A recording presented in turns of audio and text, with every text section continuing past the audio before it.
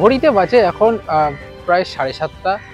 আমরা ভাবছেন যে সকাল সকাল যুবভারতীতে আমরা কি করছি, কারণ আজকে মোহনবাগান প্র্যাকটিস শুরু এবং সেই কারণেই সকাল সকাল আমরা চলে এসেছিলাম। একটু বেশি সকালে আমি চলে এসেছি, বাস টাস পেয়ে গেছি তাড়াতাড়ি।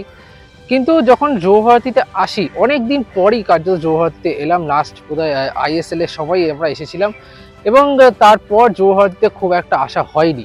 কিন্তু যখন আসলাম, আমরা যখন যুবভারতী প্র্যাকটিস গ্রাউন্ডে পৌঁছলাম, তখন একটা জিনিস দেখে আমরা খুব অবাক হয়ে গেলাম। সেটা কি দেখে অবাক হলাম? আমার ঠিক পিছনেই রয়েছে সেটা, যুবভারতীর নতুন হকি স্টেডিয়াম। বাংলার বুকে ক্রীড়া জগতের আরেকটা নতুন নক্ষত্র কিন্তু তৈরি হয়ে গেল এই যুবভারতীর হকি স্টেডিয়াম। আমরা এতদিন যখন প্র্যাকটিস দেখাতাম তখন আপনারা প্রায়শই দেখতেন যে একটা রাস্তা, মানে রাস্তাটা খুব এবড়ো খেবড়ো রয়েছে, ধুলো মাখা রাস্তা, এবং সেখানে একটা প্রস্তর কার্যত তৈরি হচ্ছিল, একটা স্থাপত্য কার্যত তৈরি হচ্ছিল, এবং আপনারা প্রশ্ন করছিলেন যে কি তৈরি হচ্ছে। আমরা আগেও জানিয়েছিলাম, ছবিও দিয়েছিলাম যে যুবভারতীর নতুন একটা হকি স্টেডিয়াম তৈরি হচ্ছে। এবং এতদিন পর যখন আমরা এলাম, তখন কিন্তু আমরা যেটা দেখলাম, যুবভারতীর হকি স্টেডিয়াম কিন্তু অনেকটাই তৈরি হয়ে গেছে এবং যা সুন্দর দেখতে হয়েছে। নিঃসন্দেহে কিন্তু ভারতবর্ষের বেশ কিছু হকি স্টেডিয়ামকে কিন্তু হার মানাতে পারে আমাদের বাংলার এই হকি স্টেডিয়াম। ইতিমধ্যেই ডুমুরজলায় তৈরি হয়েছে নতুন হকি স্টেডিয়াম, যেখানে হকি লিগ হয়েছে, বেঙ্গল হকি লিগ হয়েছে। এবং যুবভারতীর যে স্টেডিয়ামটা হয়েছে এখন অবধি পুরোপুরি 100% রেডি হয়নি, কিন্তু যা সম্ভাবনা রয়েছে এই আগামী কয়েক মাসের মধ্যেই হয়তো তৈরি হয়ে যাবে, শুভ উদ্বোধনও হয়তো হয়ে যাবে। এবং কি রয়েছে এই হকি স্টেডিয়ামে, কি এর বিশেষত্ব এবং কি কারণে আমরা বলছি যে এই হকি স্টেডিয়াম এত সুন্দর, আস্তে আস্তে আমরা আসবো। প্রথমতই বলা যাক যে যুবভারতী ক্রীড়াঙ্গনে ইতিমধ্যেই যেটা আপনারা জানেন যে যুবভারতী ফুটবল স্টেডিয়াম ছাড়াও সেখানে একটা টেনিস একাডেমি রয়েছে। সেখানে ফুটবলের জন্য অনেক প্রশিক্ষণের মাঠ রয়েছে এবং তার সাথে সাথে টেবিল টেনিসেরও একটা একাডেমি রয়েছে, সুইমিং একাডেমি রয়েছে, এবং তার পাশেই রয়েছে সাই।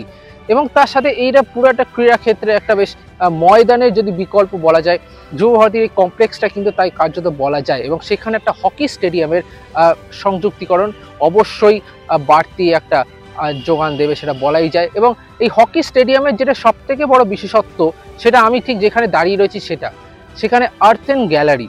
এবার এই আর্থেন গ্যালারিটা কি আপনার প্রশ্ন করবেন নিশ্চয়ই।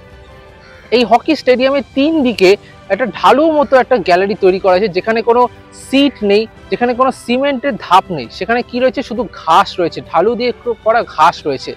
আপনারা যারা ক্রিকেট ভালোবাসেন বা যারা ফুটবল ভালোবাসেন বিদেশের মাটিতে, এবং ক্রিকেটের ক্ষেত্রে বিশেষ করে দক্ষিণ আফ্রিকায় আপনারা প্রায় দেখবেন যে কেপ টাউন কিংবা জোহানেসবার্গে সেখানকার স্টেডিয়ামে এরকম ঢালু করা কিছু জায়গা রয়েছে গ্যালারিতে, যেখানে মানুষজন বসেন, তার পিকনিক কার্যত মানান এবং সেখানেই তারা কিন্তু খেলাটা দেখেন। সেরকমই কিন্তু এই যুবভারতীর হকি গ্রাউন্ডে এরকম আর্থেন গ্যালারি কিন্তু তৈরি করা হয়েছে, যেখানে মানুষ তারা কিন্তু নিঃসন্দেহে বসতে পারবেন, আরাম করে বসতে পারবেন। যে কংক্রিটের গ্যালারিতে সাধারণত বসতে গেলে সামান্য সমস্যা হয়, এখানে কিন্তু সেই সমস্যাটা হবে না। তারা নিঃসন্দেহে বসতে পারবেন, আরাম করে বসে কিন্তু খেলা দেখতে পারবেন। এবং আমি যে জায়গাটা এখন দাঁড়িয়ে রয়েছি সেটা কার্যত মাঝখানের অংশটা, আর্থেন গ্যালারি মাঝখানের অংশটা, এবং পিছন থেকে আপনি দেখতে পাচ্ছেন যে এখান থেকে খেলাটা কিন্তু বেশ ভালোভাবে দেখা যাবে এবং সুরক্ষিতভাবেই দেখা যাবে। সুতরাং এটা বেশ ভালো, খুব ভালো একটা জায়গা এটা। এবার আমার পিছনে যেটা রয়েছে যুবভারতী যে কংক্রিটের গ্যালারি, এটা পিছনে যেটা রয়েছে কংক্রিটের গ্যালারি, এবং যে ওপরের জায়গাটা রয়েছে সেটা সাধারণত ভিআইপিদের জন্য বরাদ্দ রয়েছে এবং মিডিয়ার জন্য বরাদ্দ থাকবে এই জায়গাটা। এবং নিচে যে ছোট ছোট ঘরগুলো রয়েছে, এই ঘরগুলোতেও কিন্তু ভিআইপি ড্রেসিং রুম এবং ম্যাচ কমিশনারদের জন্য ঘর কিন্তু তৈরি করা হয়েছে। ক্রীড়ামন্ত্রী অরূপ বিশ্বাসের জন্য ঘর কিন্তু তৈরি করা হয়েছে এখানে।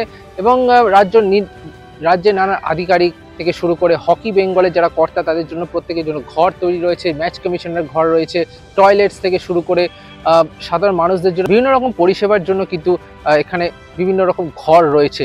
যদি এখন অবধি পুরোপুরি তৈরি হয়নি, সে কারণে আমরা পুরোটা দেখাতে পারিনি, কিন্তু অবশ্যই এটা খুব ভালো একটা উদ্যোগ এবং বেশ ঝাঁ চকচকে উপায় কিন্তু তৈরি করা হয়েছে।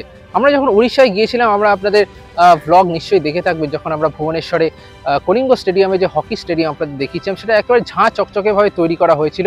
কার্যত তারই একটা আদলে কিন্তু স্টেডিয়ামটা তৈরি করা হচ্ছে, তবে আরও বেটার উপায়, নিজেদের মতো করে কিন্তু পশ্চিমবঙ্গ সরকার তারা কিন্তু নিজেদের মতো করে এই হকি স্টেডিয়ামটাকে আরও ভালো উপায় কিন্তু তৈরি করছে। এবং যে টার্ফ তারা ব্যবহার করেছে, synthetic turf, federation of international হকির অনুমোদিত যে টার্ফ সাধারণত ব্যবহার করা হয়, সিনথেটিক টার্ফ, সেই টার্ফই কিন্তু ব্যবহার করা হয়েছে এখানে। এবং একেবারে উন্নত মানের টার্ফ কিন্তু ব্যবহার করা হয়েছে এবং প্রায় টার্ফ অনেকটাই তৈরি হয়ে গেছে, কিছু কাজ বাকি।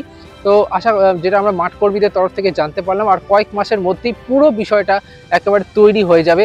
তো এবং বিশেষ করে বলা যায় তাহলে মাঠ তৈরি, গ্যালারি তৈরি, মানুষজন কীভাবে ঢুকবে। আমার ঠিক সামনেই রয়েছে গেট নাম্বার 1, যে গেট নাম্বার 1 থেকেও মানুষ ঢুকতে পারে এবং তার পাশাপাশি গেট নাম্বার 1-এর ঠিক পাশে, অর্থাৎ আপনি গেট নাম্বার 1 থেকে যখন বাইপাসের দিকে উঠবেন, সেই বাইপাসের দিকে ওঠার সময়ও আপনার একটা ছোট একটা গেট পাবেন, যে গেটটা কিন্তু তৈরি করা হয়েছে যারা গাড়ি নিয়ে যারা প্রবেশ করবেন এই হকি স্টেডিয়ামে তাদের জন্য তৈরি করা হয়েছে একটা বিশেষ গেট এই যুবভারতী ক্রীড়াঙ্গনে, যেই গেট দিয়ে গাড়িতে করে আপনারা ভেতরে আসতে পারবেন। সেখানে পার্কিংয়েরও ব্যবস্থা রয়েছে। সব মিলিয়ে কিন্তু এই হকি স্টেডিয়ামটা একেবারে উন্নত মানের এবং আধুনিক সময়ের সাথে তালে তাল মিলিয়ে কিন্তু তৈরি করা হয়েছে। এবং বিশেষ কিছু বলার নেই, তার কারণ হচ্ছে এরপর উদ্বোধন হবে, সেই উদ্বোধনের সময় বাকি বিষয়গুলো আরও স্পষ্ট করে জানানো হবে, কারণ এখনও বেশ কিছু কাজ কিন্তু বাকি রয়েছে। তবে যে মূল কাজটা সেটা কিন্তু অনেকটাই তৈরি। এবং তার পাশাপাশি যে দুটো যেটা আমরা প্রথমেই বলেছিলাম যে ধুলো মাখা রাস্তা, সেটা একেবারেই নেই, পিচে পুরো ঢেকে দিয়েছে রাস্তাটা এবং একেবারে ঝাঁ চকচকে পরিষ্কার লাগছে এই যুবভারতীর এই পুরো চত্বরটা।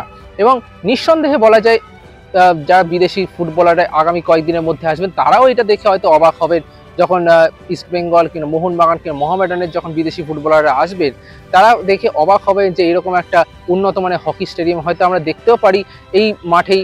Bengal hockey league, Kolkata hockey league কিংবা FIH লিগও দেখতে পারি, FIH প্রো লিগও আমরা দেখতে পারি এবং হকি ইন্ডিয়া লিগও আমরা দেখতে পারি। তো সুতরাং সব কিছুই আমরা দেখতে পারি, হয়তো ইন্টারন্যাশনাল ম্যাচও এখানে হতে পারে যদি সব কিছু ঠিকঠাক থাকে। এই আশা নিয়েই থাকবো যে আন্তর্জাতিক ফুটবল যেরকম এই মাঠে একেবারে স্বাচ্ছন্দ্যের সাথে খেলানো হয়, সেরকম আন্তর্জাতিক হকিও যেন এই আমাদের নতুন হকি স্টেডিয়ামে যেন খেলা হয় এবং দ্রুত যাতে তার উদ্বোধন হয় সেই কামনাই রইল।